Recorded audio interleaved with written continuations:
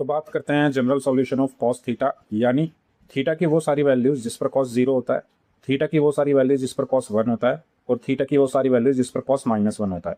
तो आपको पता है कि कॉस की वैल्यू पॉजिटिव एक्स एक्सिस पर 1 होती है, नेगेटिव एक्स एक्सिस पर -1 होती है, और वाई एक्सिस पर वो 0 होती है। और आपको ये भी पता है कि इस एक्सिस को हम लिखते हैं 2n पाई जनरल फॉर्म में, इसको हम लिखते हैं 2n+1 पाई जनरल फॉर्म में, इसको हम लिखते हैं 4n+1 पाई बाई 2, और इसको हम लिखते हैं 4n+3 पाई बाई 2। तो बात करते हैं सबसे पहले cos theta is equal to 0 की। तो कॉस की वैल्यू 0 कहाँ कहाँ पर है, 4n+1 पाई बाई 2 और 4n+3 पाई बाई 2।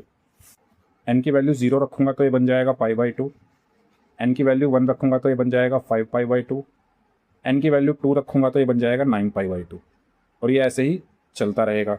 यहाँ पर एन की वैल्यू 0 रखी तो ये बन गया 3 पाई बाई 2, एन की वैल्यू 1 रखी तो ये बन गया 7 पाई बाई 2, और ये भी ऐसे ही चलता रहेगा।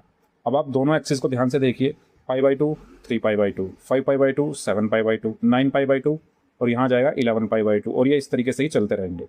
तो ये सब क्या है, odd multiples of pi by 2 हैं, यानी थीटा की वैल्यू क्या होगी, ऑड मल्टीपल्स को हम लिखते हैं 2n+1 पाई बाई 2, ठीक है। और यहाँ पर n क्या है, इंटीजर, ठीक है। तो पहला पार्ट हमारा हुआ। दूसरा पार्ट है cos theta is equal to 1। Cos theta is equal to 1 कहाँ होता है, 2n पाई पर। तो यानी थीटा की वैल्यू क्या हो गई, 2n पाई, यानी n बिलोंग्स टू इंटीजर। और cos theta is equal to -1। -1 कहाँ होती है कॉस थीटा की वैल्यू, 2n+1 पाई पर। तो थीटा इज इक्वल टू क्या होगा यहाँ पर, 2n+1 पाई, यानी n बिलोंग्स टू इंटीजर।